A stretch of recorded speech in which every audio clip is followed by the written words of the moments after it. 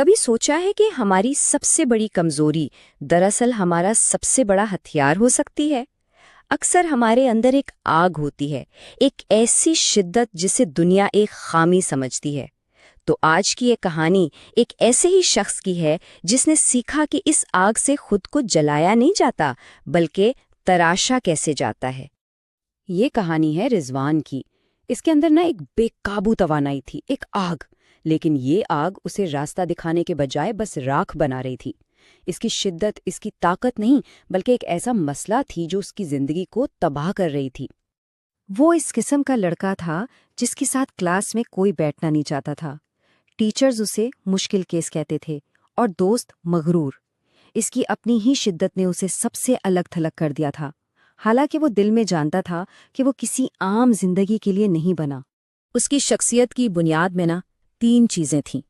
ایک چھری کی طرح تیز انا جو ہر بات کو اپنی توہین سمجھتی تھی، ایک ایسا غصہ جو پلک جھپکتے ہی بھڑک اٹھتا، اور ایک ایسا غرور جسے جھکنا آتا ہی نہیں تھا۔ یہی وہ قوتیں تھیں جو اسے ہر روز دنیا سے ٹکرانے پر مجبور کرتی تھیں۔ تو اصل مسئلہ یہ تھا، اس کے اندر کی یہ زبردست آگ، یہ شدت، چھوٹی چھوٹی لڑائیوں اور فضول بحثوں میں ضائع ہو رہی تھی جو اسے اندر سے کھوکھلا کر رہی تھی، جبکہ اسی آگ سے کچھ بڑا، کچھ ٹھوس تعمیر کیا جا سکتا تھا، ایک ایسی طاقت جسے وہ خود بھی نہیں پہچانتا تھا۔ لیکن پھر ایک دن آیا جس نے سب کچھ بدل دیا۔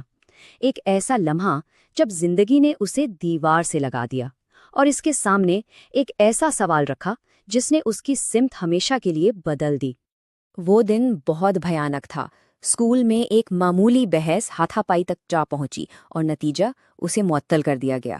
گھر آ کر اپنی بے بسی اور غصے میں اس نے دیوار پر اتنے مکے مارے کہ ہاتھ لہو لہان ہو گئے، لیکن اس کے والد نے اسے ڈانٹنے کے بجائے صرف خاموشی سے دیکھا اور ایک سوال پوچھا، اگر تم میں اتنی آگ ہے تو تم خود کو جلانے کے بجائے کچھ تعمیر کیوں نہیں کرتے؟ یہ الفاظ کسی ہتھوڑے کی طرح اس کے ذہن پر لگے۔ یہ کوئی لیکچر نہیں تھا، یہ ایک آئینہ تھا جس نے اسے دکھایا کہ وہ اپنی ہی طاقت کو اپنے خلاف استعمال کر رہا ہے، اور یہ سوال اس کے اندر گونجتا رہا۔ اور یہاں سے رضوان کا اصل کھیل شروع ہوا۔ اس نے اپنی فطرت کو دبانے یا بدلنے کی کوشش نہیں کی۔ اس نے فیصلہ کیا کہ اگر انا، غصہ اور غرور ہی اس کی پہچان ہے تو ٹھیک ہے، وہ انہیں کمزوری نہیں، اپنا سب سے بڑا ہتھیار بنائے گا۔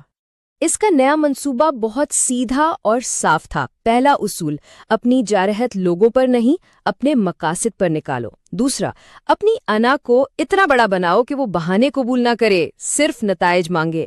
اور تیسرا، لوگوں سے لڑنے کے بجائے اس مسئلے سے لڑو جو تمہیں آگے بڑھنے سے روک رہا ہے۔ اور اس نے بالکل یہی کیا۔ وہ صبح 4 بجے اٹھ کر دوڑتا، اس لیے نہیں کہ اسے کوئی شوق تھا، بلکہ اس لیے کہ اسے سب سے آگے رہنا تھا۔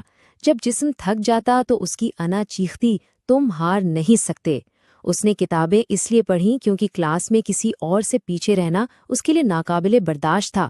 ہر کم نمبر ایک ذاتی حملے کی طرح تھا جسے وہ ہر قیمت پر مٹانا چاہتا تھا۔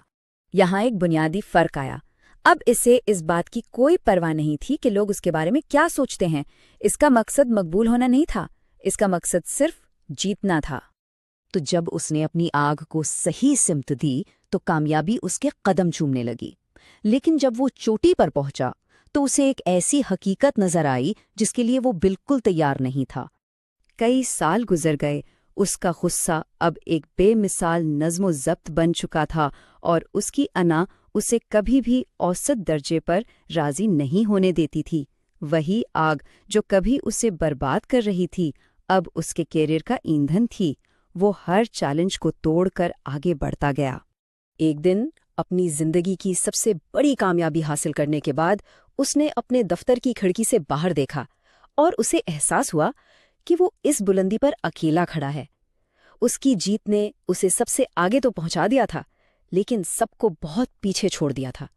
تب اس نے خود سے پوچھا، کیا اسی کو جیت کہتے ہیں؟ یہ اس کی زندگی کا آخری اور سب سے مشکل سبق تھا۔ اس نے سمجھا کہ اصل طاقت صرف آگ کو استعمال کرنا نہیں بلکہ اسے قابو میں رکھنا ہے۔ اس نے اپنی آگ کو بجھایا نہیں بلکہ اسے تراشنا سیکھا۔ تو اہم نکتہ یہ ہے، خام طاقت اندھا دھند آگے بڑھتی ہے، چاہے سب کچھ تباہ ہو جائے، لیکن مہارت یافتہ طاقت جانتی ہے کہ کب حملہ کرنا ہے اور کب پیچھے ہٹنا ہے۔ رضوان نے ایک وحشی قوت کو ایک سرجن کے اوزار میں بدلنا سیکھ لیا۔ اسی کو مہارت کہتے ہیں۔ جب آپ کی شدت آپ کے اختیار میں ہو تو وہ آگ تباہی نہیں مچاتی بلکہ روشنی اور حرارت دیتی ہے۔ وہ لوگوں کو جلانے کے بجائے ان کے لیے راستہ بناتی ہے۔ رضوان کی آگ اب ایک ہتھیار نہیں بلکہ ایک مشعل بن چکی تھی۔ آخر میں رضوان کی کہانی کا سبق بس اس ایک جملے میں ہے، وہی آگ جو کسی کو تباہ کرنے کی طاقت رکھتی ہے وہی اسے ناقابل شکست بھی بنا سکتی ہے۔ شرط صرف اتنی ہے کہ اسے قابو کرنا سیکھ لیا جائے۔ تو سوال یہ ہے کہ ہم اپنے اندر کی آگ کو خود کو جلانے کے لیے استعمال کر رہے ہیں یا کچھ تعمیر کرنے کے